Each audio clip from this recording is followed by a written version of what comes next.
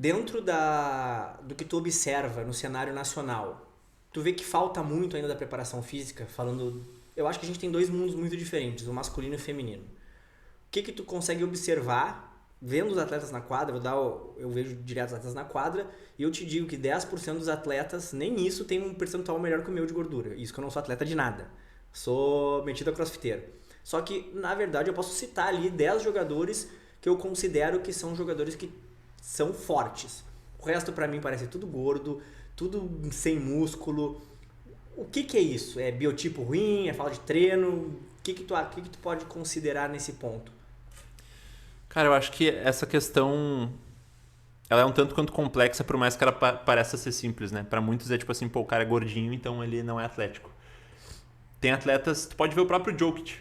O Nikola Jokic, a gente estava falando esses dias com o preparador dele lá no Denver, né? O Felipe Eichenberger.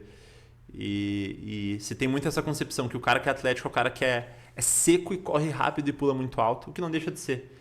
Mas tem atletas que justamente a especialidade dele vai ser a capacidade dele de produzir força.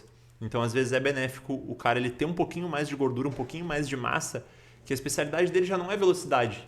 Ele não vai ele não vai ser muito mais rápido por deixar de ter esse percentual de gordura, mas ele consegue ganhar um peso a mais que vai ajudar ele na especialidade dele, né? Então, existem esses casos. Agora, no Brasil, o que eu vejo, inclusive... É que assim, só fazendo um adendo. O que eu vejo na NBA? O Jokic é um caso à parte. O próprio lá, o Tesouro lá, O Doncic. o Doncic é um caso à parte. O que é o padrão? O padrão é o cara forte, o cara com fibra muscular desenhada, o cara explosivo. Isso é o padrão. Eles são fora do padrão. Então no Brasil é o contrário, a maioria é assim. Sim. E são quantos que realmente são atletas de alto nível ali? 3, 4 que são assim. O problema é esse.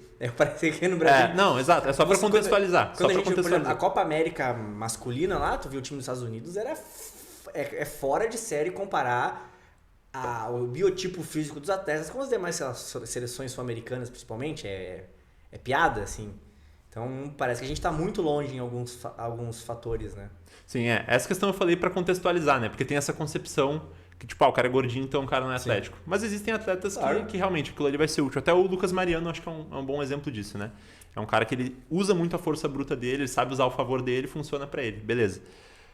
Agora, a realidade no Brasil, tá? Falando, depois de ter conversado já com atletas que jogam nível profissional, que conhecem o cenário do NBB por dentro dos times, a gente tem times que têm preparadores físicos excepcionais.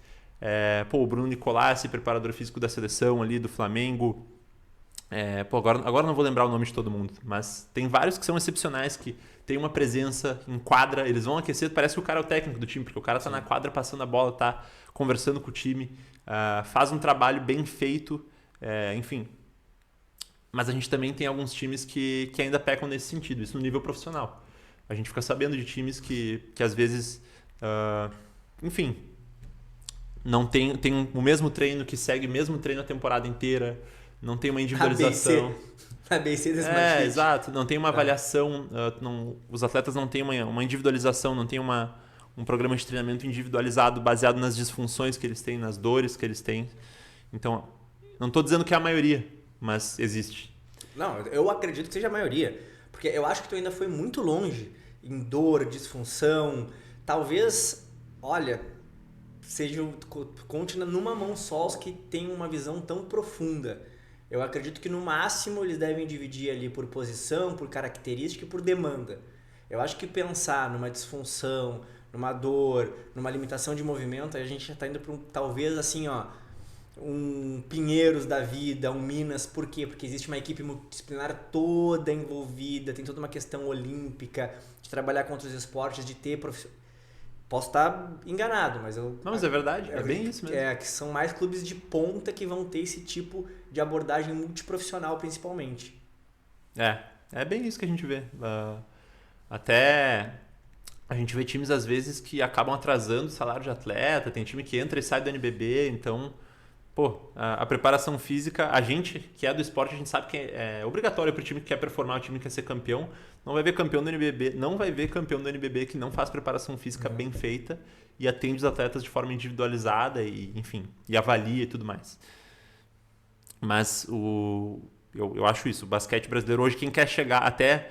Isso fica de vantagem para quem quer chegar longe, né? Porque o cara que já tem essa visão, pô, vou buscar um preparador físico bom, vou buscar um fisioterapeuta bom, vou ter esses caras na minha agenda ali, ele já deu passos que talvez outros caras que tenham mais talento que ele, vamos dizer, talvez não tenham pensado. Então, eu acho isso legal.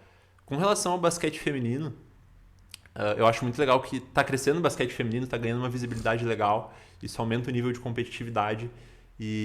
Mas quando eu ainda vou olhar jogo, eu ainda noto que falta desenvolvimento físico, falta algumas meninas buscarem se tornar monstras atléticas na quadra, e realmente fazerem um trabalho que a gente possa ver no físico delas que elas tiveram essa evolução.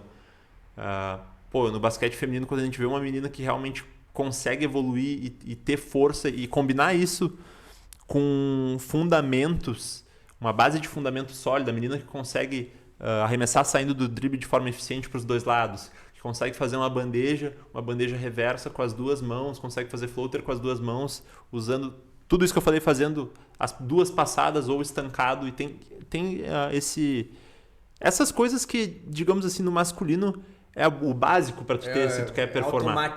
É automático. Eu acho que no feminino, óbvio, tem toda a questão de ser um mercado que está ganhando visibilidade, mas ainda tem menos competição, então tu ainda consegue performar não tendo essas coisas que no masculino tem que ter. Então eu acho que, de novo, é uma oportunidade para a menina que reconhece isso e, realmente eu tenho que ter isso. Vou botar um físico foda e eu vou adquirir toda essa lista de fundamentos para eu saber fazer na hora do jogo. Mas eu acho que nos dois, assim, no feminino vai fazer mais diferença porque o nível físico é mais baixo, no geral, na média. Mas no masculino também. Eu acho que os atletas, eu acho que o Brasil, ele ainda está num momento de... É diferente dos Estados Unidos, que nos Estados Unidos, o moleque... Isso até é uma questão que envolve muito o meu trabalho. Uma das coisas que a gente sempre busca, é uma missão que nos move, é a gente mudar o basquete por meio do empreendedorismo. Porque aqui no Brasil, diferente dos Estados Unidos, que tu vai jogar basquete e tu pode conseguir uma bolsa para estudar num lugar melhor, num high school melhor, num college melhor, e em cima disso tu poder construir a tua vida. Aqui no Brasil, o basquete, tu bota muito tempo e dinheiro até tu, talvez, se tiver algum retorno. Então, a gente busca mudar isso, né? E daí vai do atleta que realmente quer ser profissional, ou não, nem só o cara que quer ser profissional, mas o cara que... que aí que tá. A gente entra nesse ponto que é uma coisa que envolve gasto de tempo, envolve gasto de dinheiro, porque vai ter que pagar a academia. Você tem que investir em tudo. Vai ter que treinar. Fisioterapeuta, treinador, enfim. Mas aí que tá, assim, pro cara que não faz isso, eu não digo assim, tu precisa contratar uma equipe multidisciplinar, que tu vai ter dieta todo mês, 2 sessões de recover por semana, preparador físico e academia. Mas assim, só de tu entender o básico, tu ir pra academia,